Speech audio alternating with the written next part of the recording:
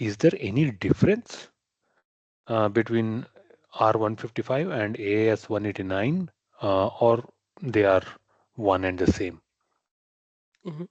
Yeah, that's the interesting question. So basically, if we look at the UNSA regulation R155, which also corely developed for the cybersecurity management system, and all the requirements whatever derived for that regulations are similar here in AIS also. It's just that they also expanded to some of the different types of vehicles, and mostly relevant for the Indian automotive market. So this regulatory body, they have imposed on the OEMs in India. If they want to do or produce the vehicle, they have to comply with this standard.